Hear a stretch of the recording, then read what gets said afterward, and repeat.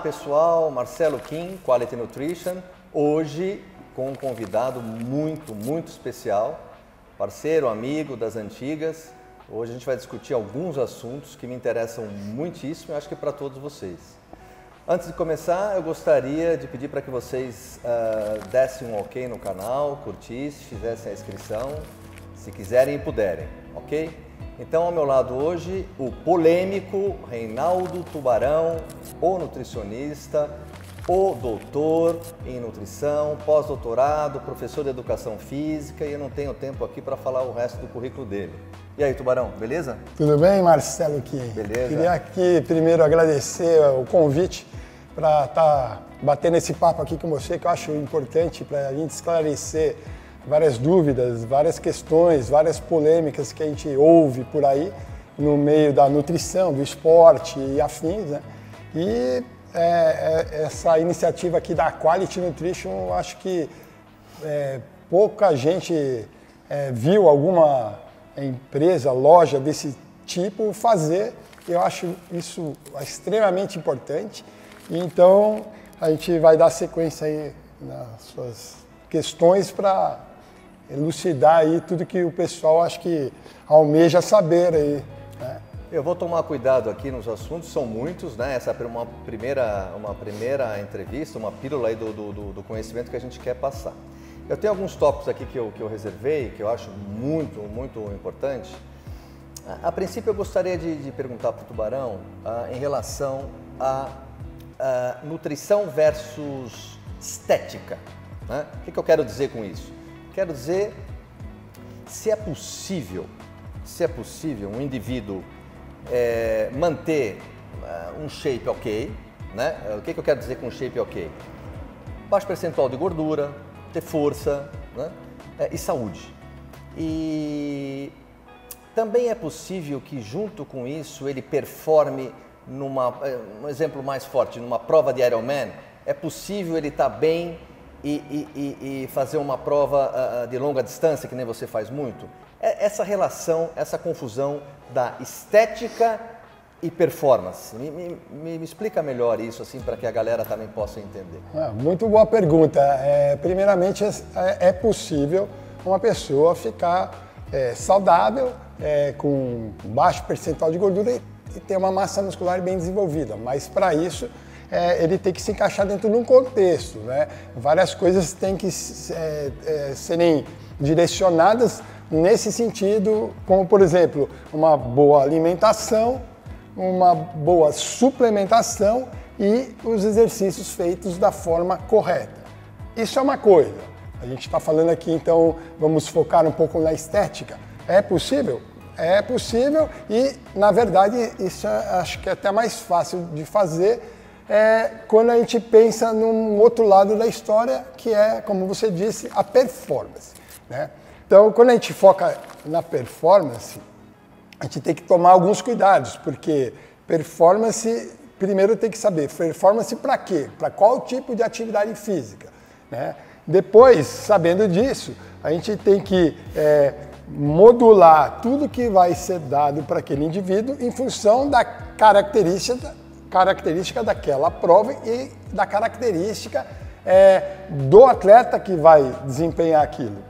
Então, eu costumo dizer o seguinte, você focando na performance, por consequência, você pode ter uma estética privilegiada. Como consequência de focar nessa performance. Tá. Mas o inverso não é verdade.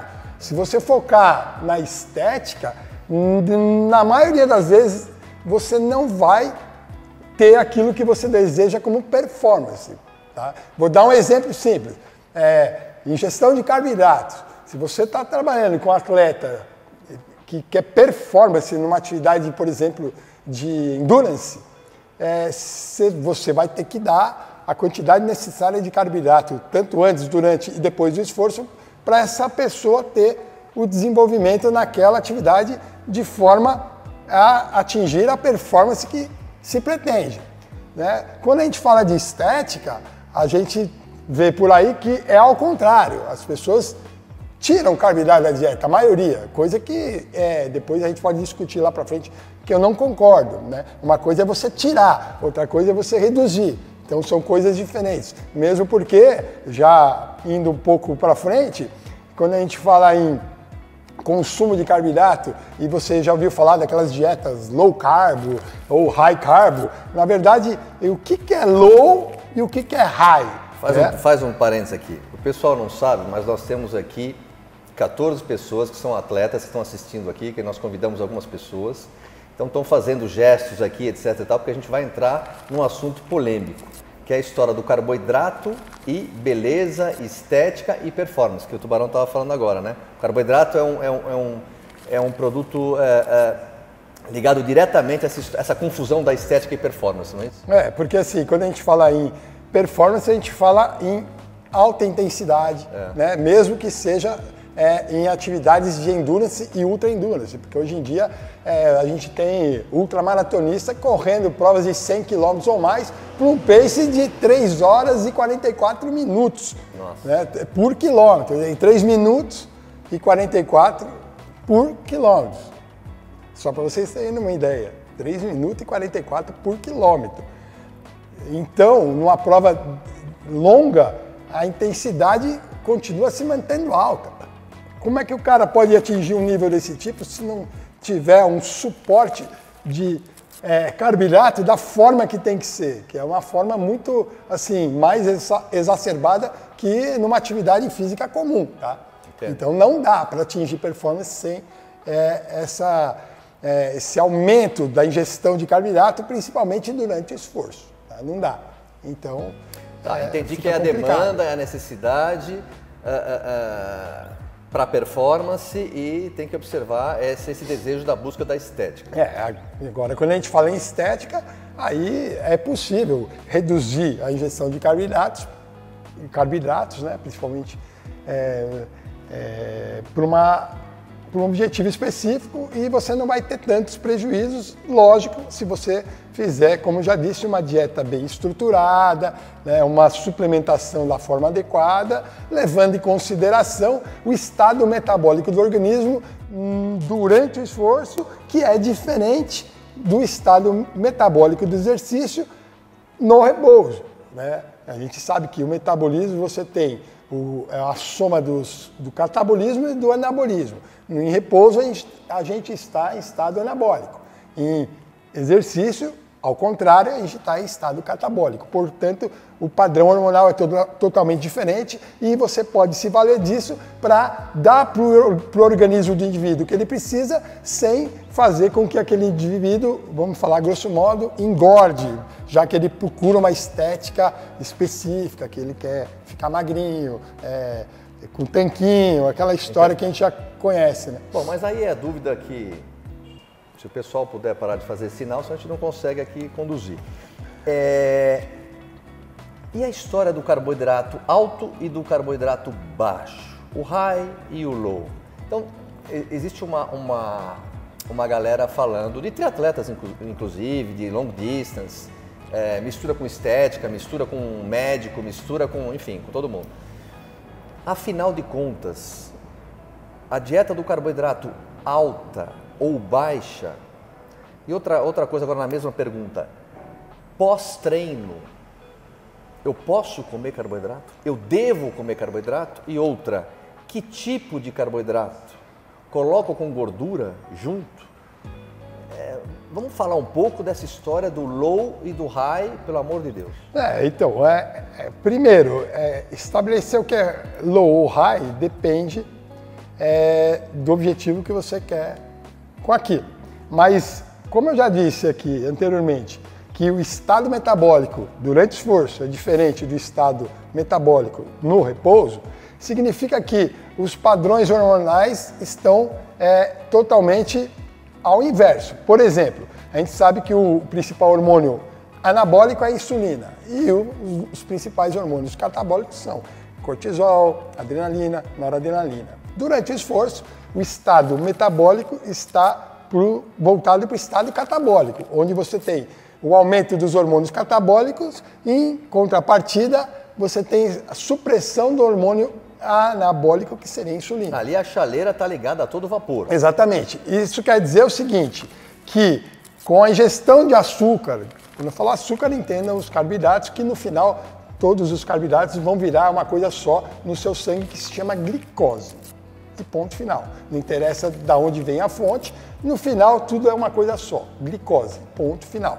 Então, uma vez a glicose entrando no seu sangue, você tem, normalmente no estado de repouso, o aumento do hormônio anabólico insulina, em resposta ao aumento da glicemia, que é o aumento da glicose, né? No estado de repouso, quando aumenta a glicemia aumenta a insulina, o hormônio insulina vai pegar esse açúcar, que é a glicose, e vai levar, por exemplo, para o tecido adiposo e vai levar também para o tecido muscular. E esses dois tecidos têm o mesmo transportador de glicose, que se chama GLUT4. É um transportadorzinho que vai lá na célula e capta a glicose, né, e leva a glicose para dentro da célula. No estado de repouso, quando você ingere o carboidrato, você tem, então, estímulo para a entrada de açúcar na célula muscular e na célula de gordura. Já no estado catabólico, que é durante o esforço, você tem supressão da ação da insulina. Então, a insulina está suprimida pelo aumento dos hormônios catabólicos. Isso significa dizer que 100% do carboidrato que você consome, na hora que vira glicose no seu sangue, não tem estímulo para aumento da insulina, porque a insulina está suprimida. Aí a pergunta é, se a insulina que leva o açúcar para dentro da célula, principalmente muscular, né, como que o açúcar vai entrar no músculo se você não tem o aumento da insulina durante o exercício? Simples assim, né? A própria contração muscular estimula a translocação de GLUT4, que são essas proteínas que captam glicose na borda da célula e levam açúcar para dentro do músculo. Só que isso não acontece no tecido adiposo. Por quê? Porque o tecido adiposo é dependente exclusivamente do quê? Da ação da insulina. Ou seja, o tecido adiposo não contrai. Então, 100% da glicose que você consome durante o exercício vai para onde? Para o músculo ativo. Sabendo disso, então a estratégia de se consumir carboidrato durante o esforço, tá? Agora vamos falar aqui para a estética. Durante o esforço, imediatamente após o esforço, é uma boa estratégia para você dar para o corpo aquilo que ele precisa, na forma de carboidrato, sem fazer o indivíduo engordar. Fazendo isso, você recupera do exercício mais rápido e no pós-exercício você vai ter menos fome. Ou seja, ao longo do dia, a hora que você está em estado anabólico, você não vai precisar consumir muito carboidrato, porque você já consumiu aquilo que precisava durante o esforço. Então a ingestão pode ser menor e se você escolher os carboidratos da forma correta, então você não vai ter pico de insulina depois do repouso. E qual é o sintoma de quem erra nessa estratégia da ingesta de carbo? Me dá um exemplo. Em que sentido? Vamos lá, de quem erra, faz ali a sua atividade física, não importa qual seja, e come menos do que deveria, ou come mais. Então, eu entendo que comer mais, ele não alcança os objetivos e pode até engordar, e comendo menos, ele perde a imunidade, não consegue aumentar a massa muscular. Explica para a galera. Exatamente. Ele comendo menos, ele vai, primeiro, vai entrar em estado catabólico, vai metabolizar aminoácidos como fonte de energia, coisa que ele não quer, porque ele quer ficar forte e magro. E também o sistema imune dele vai ficar deprimido. Vale para mulher esse Vale para qualquer um. Tá. Tá? O sistema imune vai ficar deprimido, tá? Porque o sistema imune precisa de carboidrato. Tá? E sem carboidrato o sistema imune fica deprimido. E se ele comer mais, se for logo depois do esforço, né, não vai ter grandes problemas, porque ele ainda está em estado catabólico, então não tem pico de insulina. Isso é importante. Comer carboidrato pós-treino, isso é a coisa mais importante que tem. Não sei se vocês pegaram.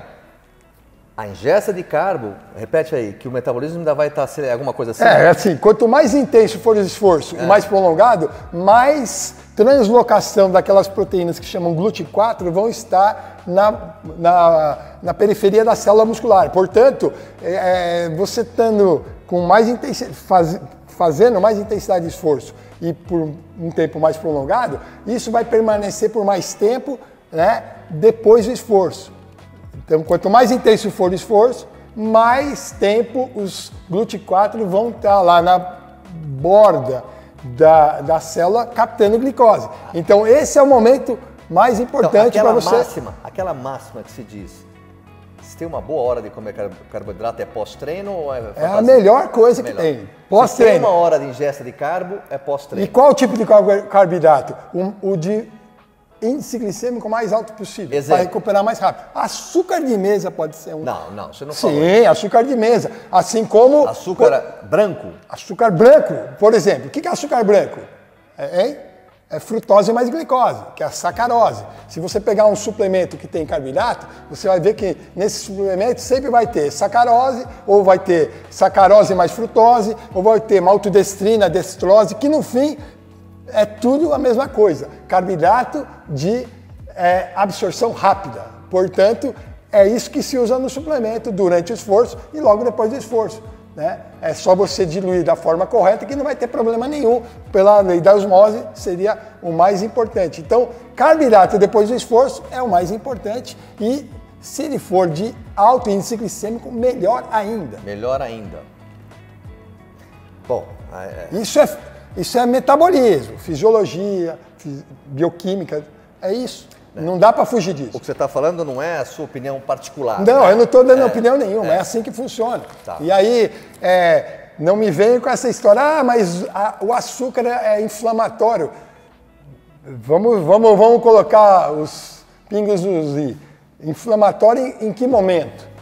Durante o esforço, logo depois do esforço, não dá para ser inflamatório. Em que momento é a pergunta, né? 100% daquilo que você consome de açúcar vai direto para o músculo ativo e não para a gordura, não para o tecido adiposo. Portanto, o que acontece? Se fosse no estado de repouso, aí esse açúcar... Se eu fizesse a ingesta desse mesmo carboidrato, nessa mesma miligramagem, em tantas gramas, em repouso, eu não treino, aí é outra história. Aí você ia ter pico de insulina, parte desse açúcar vai para o músculo, parte vai para o tecido adiposo. Eu estou aqui desconsiderando os outros tecidos que consomem carboidrato também, mas estou me focando só nisso. Então, vai para o tecido adiposo, você vai engordar e aí você vai gerar um ambiente inflamatório porque você está engordando. E o estado de gordura a mais é um ambiente inflamatório dentro do organismo. Agora, não me venha falar que o açúcar é inflamatório da forma crua e nua de você estar consumindo e começou a ficar inflamado. Não é assim que funciona. É um processo ao longo de um tempo que você vai acumulando a gordura no corpo e transformando aquele ambiente interno num ambiente inflamatório, propício a várias doenças, a câncer, uma série de coisas que a gente já está cansado de saber. Perfeito. Agora eu vou fazer uma mudança aqui de tópicos que eu escolhi. Eu queria falar sobre treinamento intenso, né? Que vem na cascata de dor, né? A gente recebe muito aqui na Quality os atletas de long distance e de várias provas duras, né? E a gente percebe que esse pessoal usa muito anti-inflamatório, usa de alguns protocolos assim bem fortes, alguns até prevendo que vão sentir dor, não estão sentindo dor, mas levam anti-inflamatórios tipo ibuprofeno e outras coisas, pelo chicote nas pernas, né? Pelo tranco da altimetria da prova, pela distância, enfim. Eu sei que é um capítulo difícil de falar, mas você que é um cara muito experiente em provas muito longas, né? Com uma altimetria, com temperatura, né? Uma prova de fogo mesmo. Eu vejo pessoas até bem esclarecidas fazendo uso em excesso disso. O que a gente poderia orientar essa galera em relação a isso? Primeiro, vamos falar de dor, né? Que você comentou aqui no início. Dor é um sinal cardinal da inflamação. Então o que acontece? Quando você faz um exercício físico prolongado, principalmente, e que tenha um componente excêntrico, ou seja, da contração excêntrica do movimento, que é a hora que você faz força, mas em vez do seu músculo estar contraindo, ele está alongando.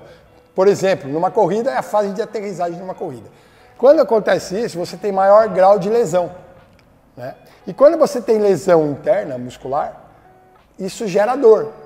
Na musculação, que eu vou explicar da seguinte forma, eu não estou treinado, para carregar aquele peso, aí eu faço a musculação com aquele peso que eu não estou treinado, no dia seguinte começo com uma dor. Aí vamos supor que eu fiz um supino, então começo com uma dor no dia seguinte e 2 dias depois essa dor está maior, que é o pico da dor. Não no dia seguinte. Não no dia seguinte. 2 dias depois essa dor está no pico. É verdade. Que é o pico da inflamação. Deu para entender? Tá.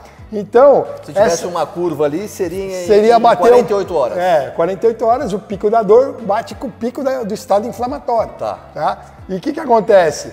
Essa é uma dor que a gente chama dor muscular tardia, porque você fez o exercício, não sentiu a dor na hora, mas vai sentir depois. Geralmente, na musculação, isso acontece. Acho que todo mundo entendeu, todo mundo sentiu isso já. A outra dor, que é uma dor relacionada com atividades que a gente está falando de endurance, provas longas, que eu faço prova de 30 horas, 40 horas. E mesmo durante uma maratona que você começa a sentir dor depois do quilômetro 30, no quilômetro 30 principalmente começa a vir aquela dor, isso é uma dor que as pessoas ainda não classificaram ela direito, mas eu chamaria de dor muscular imediata, que na verdade é que ao longo do percurso do exercício já é possível sentir dor pelo estado inflamatório, porque a prova é prolongada e você começa a sentir dor, já está no estado inflamatório. Você pode dizer que a inflamação é tamanha que você sente na hora? E sente na hora, é dor. Aí vem junto com todos os sinais cardinais da dor, que é dor, calor, rubor, edema. Só que, como é interno, você não vai ver o rubor, né? Você vai ver, depois vai ficar edemaciado e tal. Então, numa prova longa, você vai sentir dor, né? Que é um reflexo da inflamação, prova prolongada. Na dor do muscular tardia é a dor que vem depois de alguns dias. E depois da dor muscular durante uma prova longa, você vai sentir dor no outro dia e vai sentir dor no outro dia, depois que parou. Fisiológico. Isso é fisiológico. De uma situação fisiológica. Exatamente. Treinamento de força, longa distância, etc e tal. Bom, e os analgésicos? Então, aí entra. Normalmente você não vê lá na musculação o cara, durante a musculação, tomando um Advil, nem um analgésico, né? Mas nas provas longas você vê os caras já tomando um Advil, tomando várias coisas, até anti-inflamatórios assim. Mais fortes, esteroidais mesmo. Isso tudo para tirar dor, porque a dor é um limitante da performance. A dor limita o quê? A movimentação do membro, por exemplo. Quem nunca viu aí, depois de uma maratona, depois de um Ironman, no dia seguinte, o pessoal tudo mancando. Por quê? Caso típico daquela moça nas Olimpíadas, né? Mas aquela já é mais do que a dor. É dor, desidratação, hiponatremia, um conjunto de fatores. Tá? Aí o que acontece? Então a gente vê o pessoal tomando isso porque ninguém quer sentir dor e o cara quer performar. Agora, o próprio treinamento específico, ele já é um protetor do músculo, evitando lesão, evitando inflamação e evitando dor, diminuindo a dor. Então, quando o cara está bem treinado, ele não vai sentir essa dor. Ele poderia ter feito a lição de casa e essa lição de casa seria um bom treinamento para aquela resposta que virá. Isso. E lembrando o seguinte, que a maior parte da lesão muscular acontece na fase excêntrica do movimento e quando a gente fala em provas longas, principalmente provas de montanha, é na descida que acontece a maior grau de lesão. Acontece que tem muitos atletas que treinam para esse tipo de prova, mas esquecem da adaptação específica, ou seja, o cara não vai treinar em descida, então ele não se adapta à lesão e, portanto, o que acontece? Ele vai ter mais dor na prova. Provavelmente esse cara vai tomar anti-inflamatório. Olha, eu não sei se, acho que eu entendi. Se um atleta de maratona, ele vai bem, ele tem um tempo por pace lá excelente e tal. Mas se ele se aventura num final de semana de fazer uma prova de montanha e ele não está acostumado ao chicote que eu brinco naquelas pirambas, naquelas descidas, que é o chicote ali do quadríceps, do femoral, do glúteo, da panturrilha, ele não está adaptado àquele esforço. Não está e ele vai... Ele vai quebrar. Vai quebrar. Vai ter muita dor, principalmente durante o percurso, dependendo do tamanho. Então é treinável. É treinável. É aí que tá. Por isso que chama treinamento. Se eu tô treinado, eu não inflamo. Por isso que chama em treinamento. Se você treina específico para aquilo que você vai fazer, a chance de dor diminui, porque você diminui o grau de lesão, porque você está treinado para aquilo. Né? Entendeu? Inclusive, uma vez eu fui parecerista de um artigo de uma revista internacional que o cara fez um esquema para determinar o quanto, em rato, o quanto aquele rato poderia se proteger da dor através de um estímulo anterior que levasse a maior lesão. Então ele causou lesão no músculo do rato por estímulo. É um choque intenso que causa lesão, simulando uma atividade física. E aí depois da lesão, o que acontece? Vem a fase de adaptação. E aí depois ele deu o mesmo estímulo. E ele avaliou o grau de inflamação através de várias substâncias no Cada vez organismo do inflamava rato. menos, né? Não, o que aconteceu? Ele viu que depois da adaptação à lesão, vem a fase de proteção para aquela mesma intensidade de esforço naquele mesmo exercício. Adaptado. É isso. Interessante, interessante. Um outro aspecto aqui, lógico, esse assunto, imagino que... Isso aí para um curso de 2 anos só falando de lesão muscular, inflamação, porque aí envolve células do sistema imune, envolve produção de citocinas inflamatórias, uma série de coisas. Eu quero falar de treinamento da alimentação, do intestino, mas antes eu queria te perguntar uma coisa que para linkar nessa história da dor e dos analgésicos, né? Um assunto delicado aqui, que nos últimos, isso já ocorre faz tempo, mas nos últimos, eu diria, 6 anos, a gente tem visto muito esse termo da mídia, a gente já observava isso no futebol e tal, da morte súbita, dessas pessoas normais até, atletas ou não atletas, esportistas, infartando numa academia, fazendo uma esteirinha de 40 minutos, ou atletas e etc e tal. Alguma coisa que você que é da área da ciência, que a gente não consegue observar, o que a gente está fazendo de errado para... Isso sempre ocorreu e a gente está observando agora por causa da mídia, ou não? Essa galera está abusando de alguma coisa que a gente não tem conhecimento? É o trabalho, é o estresse, é a alimentação? Como é que você vê isso? Bom, a tua pergunta é bem complexa porque... a gente tem que primeiro dividir isso em várias partes, mas só pegando um gancho, que a gente falou de dor e analgésico, né? Falamos de anti-inflamatório como Advil e analgésico também como Novalgina, alguns outros que a gente tem no mercado. O que acontece? Quando o cara faz uma atividade prolongada e ele sabe que vai ter dor, alguns já começam a tomar antes de sentir. Outros começam a sentir e já começam a tomar. O grande problema é que, ao fazer isso, você tem uma série de efeitos, né? Por exemplo, então o cara vai lá e toma um Advil. Advil, ele é um anti-inflamatório não esteroidal, mas ele causa constrição renal. Ele faz com que o rim diminua a sua filtração, né? E o que acontece com isso? Mas com uso excessivo. Não, calma que eu vou chegar lá. Um comprimido já é capaz de fazer isso. Porém, tudo depende se esse atleta vai se manter hidratado da forma adequada durante o esforço ou não. Mas normalmente a gente sabe que a maioria dos atletas não consegue se hidratar da forma adequada, né? E, portanto, vão já começar com um estado de desidratação. Então, imagina, um organismo desidratado... É um quadro perfeito. Então, já diminui a filtração renal. Aí, ao mesmo tempo, ele toma um Advil que vai vasoconstringir a região renal. Então, vai diminuir ainda mais a filtração dos glomérulos, que são células renais. Aí, associado a isso, você tem um estado inflamatório e de lesão muscular, que libera várias substâncias para o sangue, inclusive uma que é tóxica, que é a mioglobina, que nada mais é como se fosse hemoglobina no sangue, mas é no músculo, tá? E aí a mioglobina, ela é extremamente tóxica para os rins. Aí o que acontece? Junta tudo isso e o indivíduo vai entrar num estado que a gente chama de rabdomiólise. Que é famosa, né? A famosa rabdomiólise, que é lesão muscular, com liberação de substâncias, principalmente mioglobina, associado com desidratação e associado com o uso de anti-inflamatório, levando até a falência renal, só para vocês terem uma ideia. E isso já levou e leva muitos atletas a ir para uma UTI fazer hemodiálise, sem contar outros que perdem os rins.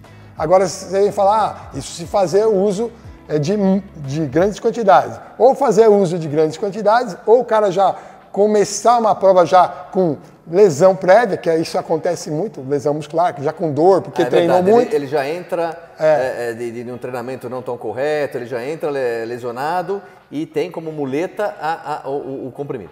Sem contar que alguns já fazem o exercício e já chegam resfriado numa prova, e já tomando analgésico, anti-inflamatório, e aí junta tudo isso com a desidratação, aí você tem esse tipo de quadro acontecendo. E aí o que acontece? Junto com tudo isso, você ainda tem o quê? Você ainda tem a hiponatremia, que é a diminuição de sódio, né, no organismo, porque se você sua muito e desidrata, normalmente isso está associado com a perda excessiva de sódio. E a perda grande excessiva de sódio, ela pode causar arritmia cardíaca. Além disso, o próprio uso de analgésico causa arritmia. Aí você junta tudo isso num pacote só e levando em consideração que ainda esse atleta pode ter um problema congênito cardíaco, ou então, vamos voltar para o tempo atual, ele teve Covid, ou ele tomou uma vacina, por exemplo, da Pfizer, né, que causa arritmia em X% da população. Isso já é sabido, não sou eu que estou falando, é só vocês pesquisarem, vocês vão ver. Então o que acontece? Às vezes o cara já tem uma miocardite e não sabe.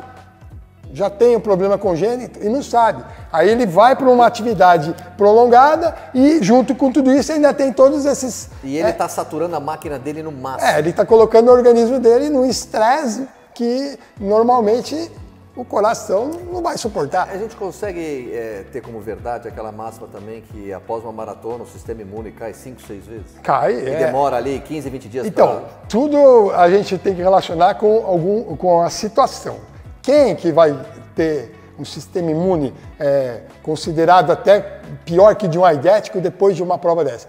Principalmente aqueles que não estão devidamente treinados, nem suplementados, nem alimentados da forma correta, certo, e que já parte de um princípio que, assim, normalmente o cara que está mais destreinado é aquele que vai usar o anti-inflamatório, é aquele que vai usar o analgésico, é aquele que vai sofrer mais na prova e que normalmente é aquele que vai demorar mais tempo naquela prova, né? E, ao mesmo tempo, é aquele que não sabe se hidratar direito na prova e não sabe consumir o que tem que consumir de carboidrato durante a prova. Então, você junta tudo isso num pacote, já viu o que pode acontecer, né? Eu novamente não ia fazer essa pergunta agora, mas aproveitando o gancho, eu te pergunto. Essas provas que você faz, que são longas, né? De 230 quilômetros, assim por 30 horas, 20 horas, etc.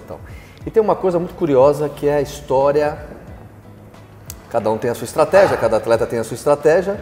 Em relação, como é que você faz, vamos lá, à noite? A prova largou 8 horas da manhã. Prova X que você vai me comentar qualquer uma delas como um exemplo aí para a galera ver. 8 horas da manhã. Evidente que ninguém vai para o hotel dormir e vai continuar no dia seguinte. É time, é tempo, etc e tal.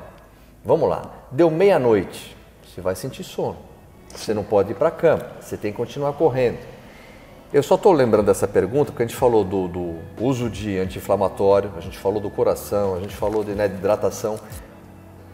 Como é que pode ser saudável você de madrugada correndo, onde era para estar dormindo, ou comendo, porque tem que, né? Ou suplementando. Explica para a galera essas provas de 30 horas que à noite, na madruga, você tem que descer o sarrafo. Ou mais, né? Porque eu, particularmente, já fiz provas de 48 horas e sem dormir. Agora, o que acontece durante a noite é quanto ao estado de atenção, estado de vigília, né? Você vai perdendo a capacidade de... Queira ou não queira. Queira ou não queira. De estado de atenção, de vigília, e aí você fica mais propenso a sofrer acidentes, a tropeçar, errar o caminho, ver coisas na frente, que eu já vi muita gente... alucina. Alucina, ver coisas na frente Mas alucina mesmo. Alucina mesmo. Só que é aí que tá. para você chegar nesse estado, muitas coisas têm que ir dando erradas ao longo do percurso. Então, isso começa lá no dia. Primeiro, a gente sabe que a ingestão correta de carboidrato mantém seu cérebro ativo e mais alerta. De novo o carboidrato. Que a falta de carboidrato para o cérebro ela é um grande problema. Você perde atenção, né? Você perde a capacidade de refletir, de discernir, de tomar decisão. Então, só começando pelo carboidrato, lá durante o dia, isso já à noite já vai refletir nesse estado pior. Né? Até da ingesta do dia anterior. Né? Para você ter atenção. Mas, continuando, de fato, à noite, tudo é mais difícil. Né? Você enxergar, você lidar com aquilo que você vê mais longe. E estou falando isso porque há pouco tempo teve a história de um brasileiro que acabou de morrer. É pouquíssimo tempo. Foi há Talvez 2 semanas. 15 dias, Nem isso. Na corrida que chama UTMB, que é Ultra Trail do Mont Blanc, ele caiu numa ribanceira. Foi na madruga? Foi à noite, na madrugada. Parece que ele errou o caminho e caiu numa ribanceira e morreu. Né?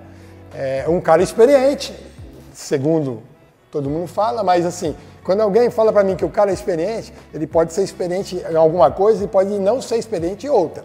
Ele pode ser experiente em corrida, em subida, descida, conhece o local, mas se ele deixar faltar o carboidrato e não ter a capacidade de focar naquilo que tem que focar, ele não vai ter a experiência naquele momento. Então ele vai sofrer um acidente. E hoje, você pergunta para mim o que eu faço. Bom, primeiro que o uso de carboidrato, assim, para mim é fundamental. Segundo, que a gente pode lançar mão de tomar algumas substâncias que são consideradas nootrópicas, que são estimulantes cerebrais, né? Que têm a capacidade de te manter mais alerta, mais focado, com mais atenção, né? É bom para a memória. Né? Então, esses suplementos nootrópicos que passam desde cafeína, colinositol, tiamina, tirosina, taurina, até creatina, considerada um nootrópico, com enzima Q10 também. Tem várias substâncias que são consideradas nootrópicas e que você pode fazer uso durante a noite nesse tipo de prova, que você vai virar várias noites. Claro que um cafezinho não vai fazer diferença, né? Não, cafezinho não, tem que ser uma quantidade conhecida, numa forma que você ingira tudo de uma vez e que seja de fácil absorção e que não te irrite o sistema gástrico, já que a gente está falando de uma prova longa, você tem que ficar comendo e bebendo a todo momento, coisa que não é normal para o organismo, né? Ninguém fica 30 horas, 48 horas comendo e bebendo sem parar, coisa que a gente faz uma prova desse tipo. Então a gente tem que evitar ao máximo as coisas que são irritantes gástricos. Mas esse tipo de suplementos nootrópicos são muito importantes porque eles te deixam mais focado. Além disso, quando as provas são muito longas, um pequeno descanso é bem-vindo, porque assim, você... Mas numa prova dessa, o que é um descanso longo e o que é um pequeno descanso? Eu vou falar na minha concepção. 15 minutos parado, com o olho fechado, para mim, já equivale a 8 horas de sono, só para vocês terem uma ideia.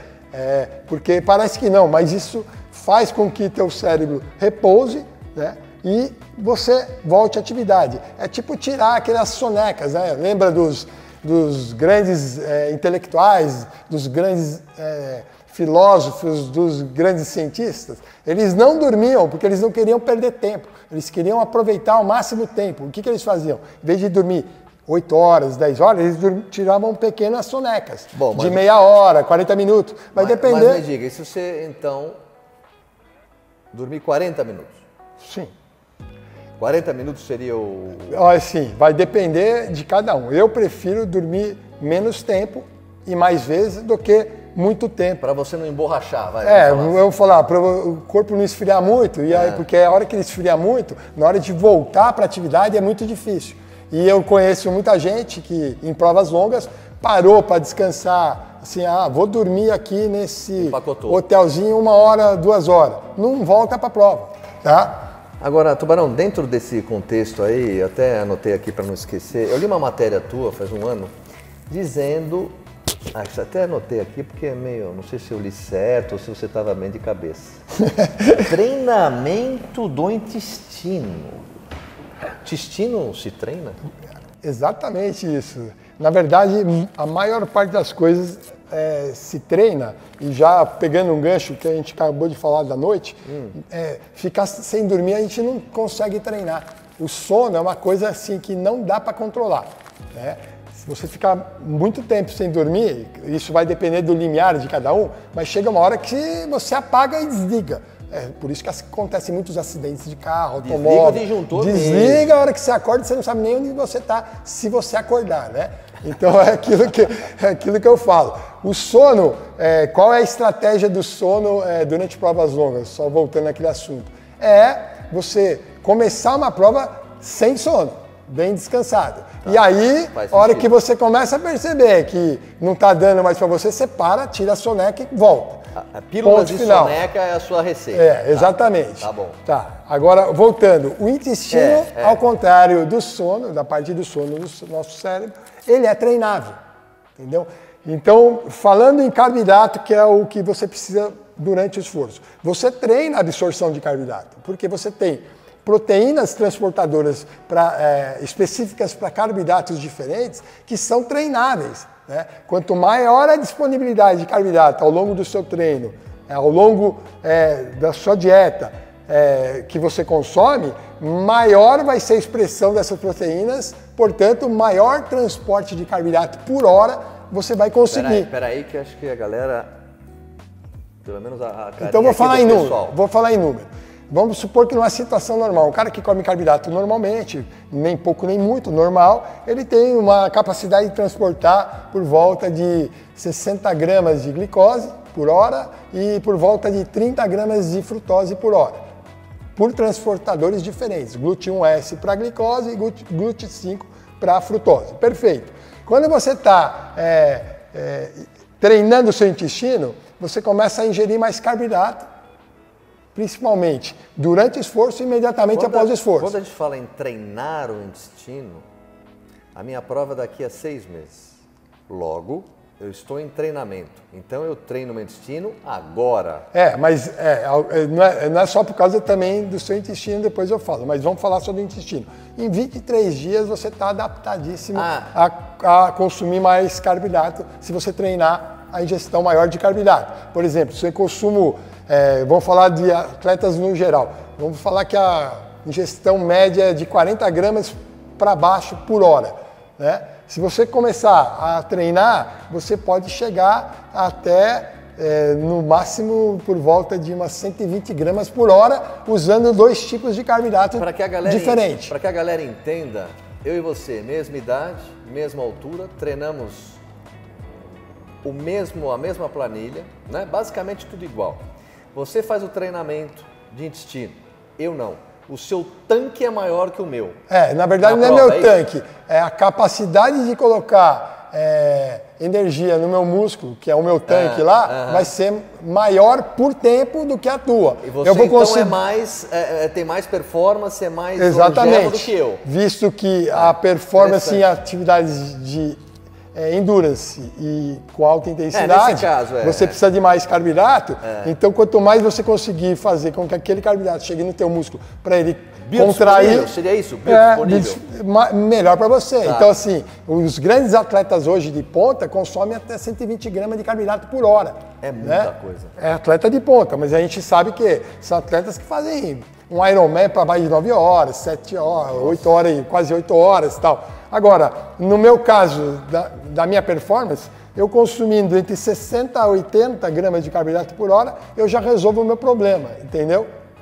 Aí tudo vai depender de quem vai consumir, só que tem que treinar. Agora, se eu não treino isso durante meu treinamento, na hora da prova eu não vou conseguir fazer. Aí se eu não treinei isso e for querer fazer durante a prova, aí eu vou ter grandes chances de ter problemas, né?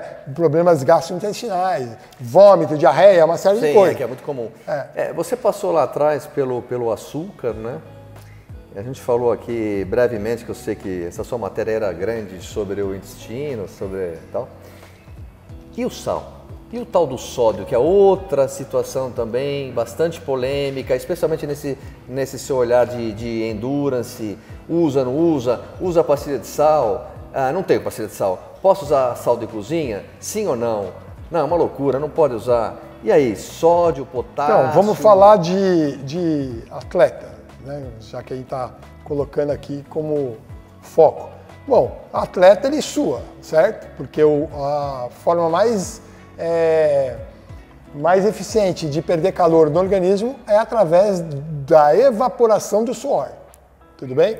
Quanto maior a intensidade do esforço e mais prolongado, mais você sua ao longo do tempo. E essa perda de líquido mínima é de aproximadamente 1 litro por hora. Né? 1 litro por hora. Agora, dependendo do ambiente que você se encontra e da intensidade do esforço, isso pode chegar a 3 litros. Você fala da temperatura. Mais. Temperatura ambiente alta, umidade alta, intensidade do esforço alta. Vamos transformar isso numa prova. Ironman do Havaí. Calor de 40 graus, umidade 85%, por aí, e você está fazendo uma prova. Ou seja, você não foi lá passear, você foi lá performar. Portanto, você pode ter uma perda de líquido tão grande e essa perda de líquido tão grande nunca vai conseguir ser reposta na mesma velocidade que você perde. Mas aí você tem que dar um jeito para ter menor perda possível ao longo do percurso, porque senão você vai perder performance. Né? E junto com cada litro de suor que você perde, você pode perder por volta de 1,2 a 1,4 gramas de sódio. Presta atenção no que eu falei.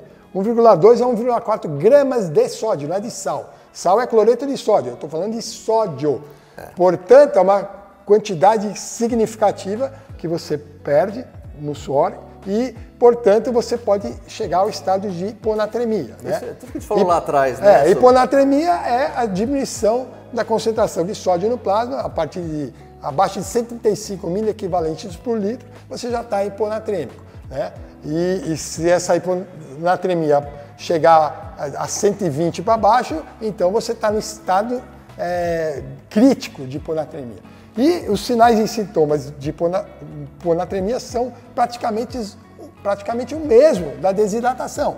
E geralmente vem acompanhado junto. Então, dor de cabeça, náusea, perda da concentração, perda de equilíbrio corporal, má absorção, inclusive taquicardia. Você vê que uma coisa está ligada na outra. Né? Você vê que já liga. Sistêmico, né? Taquicardia. Então, o que acontece? O que eu nunca entendi até hoje foi a maior parte dos meus colegas nutricionistas falarem para os atletas comerem pouco sal, porque sal faz mal. Aí a gente vem voltando ali atrás do nosso assunto, só que a demanda... onde entra aquilo que a gente chama de estética e aquilo que a gente chama de performance. Uma coisa é performance, outra coisa é estética. Né? Então, se eu for falar para o cara que é atleta de Ironman ou atleta de ultramaratona, para ele comer pouco sódio, eu estou levando o cara já a começar uma prova hiponatrêmico, provavelmente. Não, agora, peraí, se congela aí. Congela. Me fala uma coisa, é possível, no teu olhar de tantos anos de experiência, eu vou tentar não te colocar numa saia justa. Vamos lá. É possível, no teu olhar aí com os atletas, alunos e tal, um colega seu, da área de nutrição, um profissional da área da saúde, vou tomar cuidado, hein? É possível ele orientar o paciente com esse objetivo, que é duro, provas longas, etc e tal, sem nunca ter feito uma prova dessa? Você acha que a prática... Agora você me ele falou... Ele está lá na montanha, ele está lá na praia, correndo, enfim, ambientes diferentes, com provas acima de 15, 20 horas, ou correndo na madrugada, ou com problema de desidratação, dor, tudo isso que a gente falou até agora, ao mesmo tempo, e usar ferramentas gerenciais da nutrição e da ciência para que esse indivíduo tenha, então, um impacto menor nas lesões, nas dores, na performance. Você acha que é possível? Não, Kim, é possível. Ele estudou, ele tem ali a condição, Ou você acha que é mais ou menos possível ou realmente não é possível? Eu vou falar para você que é a minha opinião.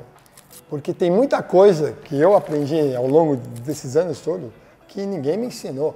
Não tem livro que escreveu qualquer coisa parecida e não tem nada que você encontre em lugar nenhum.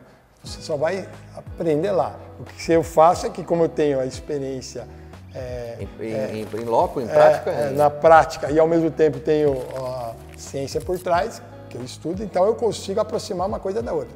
Mas, de fato, é praticamente impossível. Tem coisa que, se você pegar É uma tentativa, né? É uma tentativa, mas chega na hora do vamos ver, as coisas mudam, não é assim. É legal, X grama de carboidrato por hora, beleza. Agora, como que você vai dar isso pro cara? O que o cara vai consumir para chegar nisso?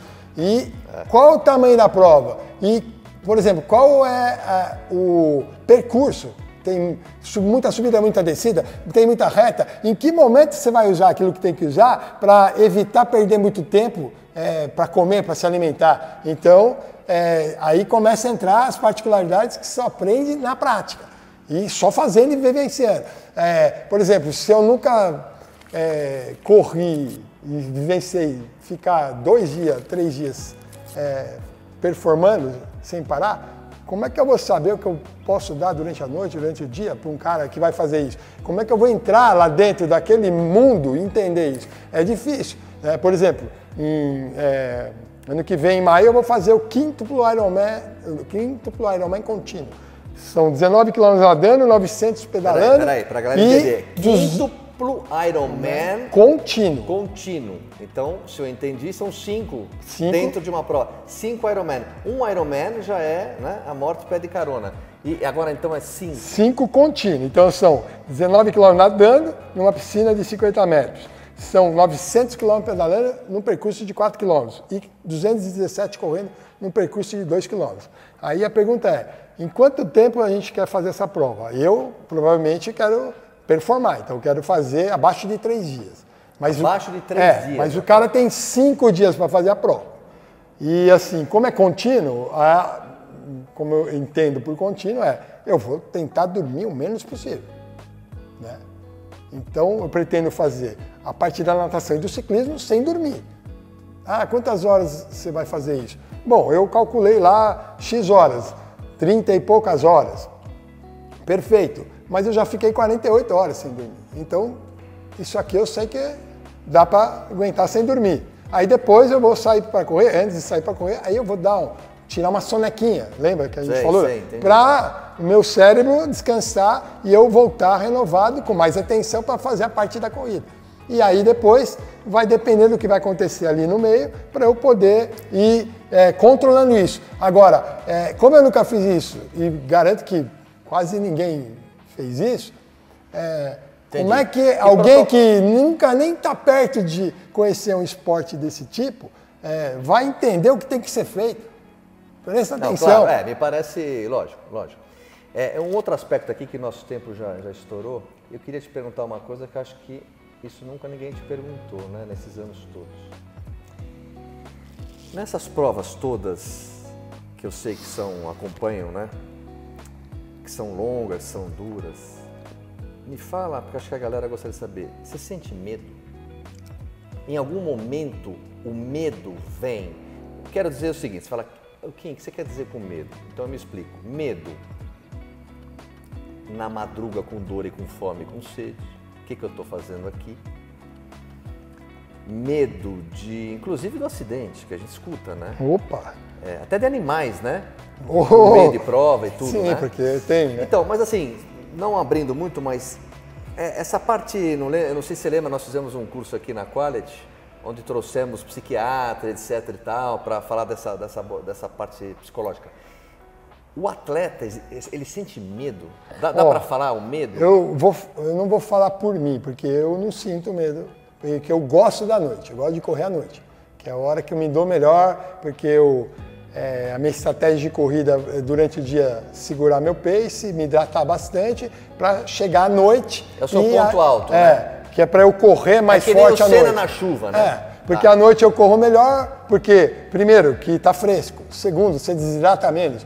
Terceiro, a maior parte dos atletas começam a diminuir o passo, porque já estão cansados, porque se esforçaram muito durante o dia. Mas tem o sono também. E aí tem a parte do sono, que aí é a hora que eu domino, eu sei como controlar. Lida bem. Lido bem, porque ainda tem a suplementação que eu uso e tal. Mas se não tem o medo, o que tem? Então, para mim não, mas para a maioria dos atletas tem, é isso que eu ia falar. Porque eu ouço o relato, eu converso com os atletas. Então, muitos, por exemplo, vou dar um exemplo de uma prova específica, Ultramaratona dos Anjos. Tem uma parte que a gente chega aqui à noite, né? Corrida de 235 km, quando chega lá pelas 8 horas da noite, 7 horas, no meu pace, eu chego lá num ponto que eu vou ter que atravessar o Pico do Papagaio sozinho. São 40 quilômetros, 15 subindo e 25 descendo do outro lado. E nesse momento, minha equipe de apoio não pode ir, né? Pode ir um pace comigo, mas eu nunca levo porque um cara é mais difícil de se acidentar do que dois juntos. Então eu vou sozinho.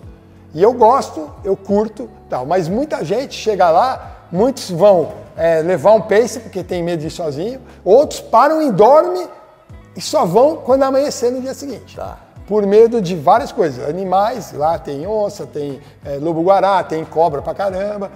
Outros por medo de se machucar e ficar lá sozinho. E cada um com seu medo, né? E outros porque à noite vê coisas. Eu já vi várias pessoas verem coisas que nem alucina existem. mesmo. Né? Alucina. Então muitos não vão, outros vão acompanhados e tem outros que vão sozinhos. Não sou só eu, tem outros que vão, que curtem à noite e que não tem esse medo. Então, assim, o único medo meu é ficar sem água, ficar sem carboidrato, ficar sem sódio. Se me der isso, se eu tiver isso, acabou. Aí eu não tenho medo de nada. Tubarão, mais uma coisa agora a gente fecha de fato. O que você tem para esse ano? Poucos meses aí para terminar o ano. O que você tem aí de olhar, de prova, pelo menos já que você está inscrito, já é certeza? Eu tenho... Eu sei que você vai inventar algumas... Eu tenho 3 ultramaratonas. 3 ultra? 3 ultra. Tá. 3 ultramaratona e mais umas corridinhas de rua aí, tranquila. E aí, em janeiro eu tenho mais uma ultramaratona de 217 km e depois o foco é na prova que eu falei para vocês, que é o quíntuplo Ironman contínuo. Que é em maio. Isso em maio? Que é em maio, mas até lá eu vou ter feito 3, 4, 5 ultramaratonas. E uma outra coisa, eu sei que você se divide aí no teu horário entre palestras, universidade e consultório. A galera para te achar, te acha no Instagram, né? Você meio... Não faz propaganda, não faz nada, mas enfim, aonde as pessoas te acham? No Instagram? No Instagram, Reinaldo, underline, tubarão.phd e me acham no Facebook também, Reinaldo Tubarão PHD. Pessoal, esse é o Tubarão, como eu falei no início, polêmico, mas sempre com muito conteúdo. Essa é a primeira de uma série. Vamos trazer profissionais aqui com conteúdo altíssimo para vocês e nos vemos na próxima. Se puder e quiser, curta, se inscreva e dê um like. Tubarão, obrigado. Opa, obrigado. A gente vai estar sempre aqui batendo papo com outros profissionais. Outros profissionais. Nós 3. Surpresa, gente muito legal. A gente vai estar fazendo um ping-pong e extraindo conteúdos bons para vocês aí, né? Obrigado, pessoal. Até a próxima.